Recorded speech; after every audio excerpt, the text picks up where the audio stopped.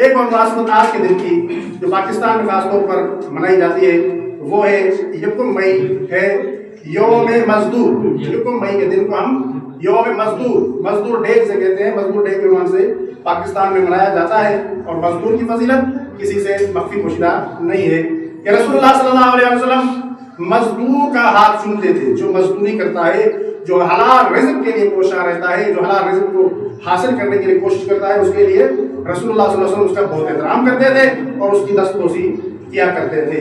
اور رسول اللہ کا ہی ارشاد ہے اعطوا الاجیر اجرہ قبل ان یجف عرقہ کہ اجیر کو، مزدور کو اس کا پسینہ سوکھنے سے پہلے مزدوری دو. یہ رسول اللہ کا حکم ہے. اور اسی طرح امام رضا علیہ السلام کا بھی حکم ہے. جب امام رضا علیہ السلام کے سامنے ایک شخص لایا گیا جو کہ مزدور تھا، امام کے گھر میں مزدوری کر رہا تھا، وہ شخص امام رضا علیہ السلام کے گھر میں جب اسے پیش کیا گیا اور امام رضا علیہ السلام کی اس پر نظر پڑی تو امام نے اپنے صحابہ سے پوچھا یہ شخص کون ہے کہ جو آج میں دیکھ رہا ہوں، پہلے نہیں تھا یہاں پہ. تو لوگوں نے کہا کہ مولا یہ مزدور ہے، اس کو ہم مزدوری پر لے کر آئے ہیں.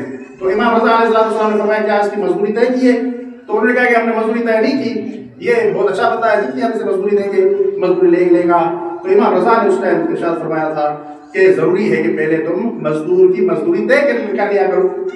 ایسا ہوتا ہے کہ ہم مزدور کو لے کے آتے ہیں، کوئی دوست ہوتا ہے، رشتے دار، اور مزدوری طے نہیں کرتے. حالانکہ اسلام کا یہ حکم ہے کہ مزدوری طے کر لیا کرو، مزدور کی مزدوری پہلے طے کر لیا کرو. اور پھر مولا نے فرمایا اگر تم مزدوری طے نہیں کرو گے تو تم 3 گنا اسے زیادہ دو گے تب بھی وہ کہے گا کوئی حق نہیں ملا ہے. مزدوری پہلے طے کر لیا کرو. آج کا دن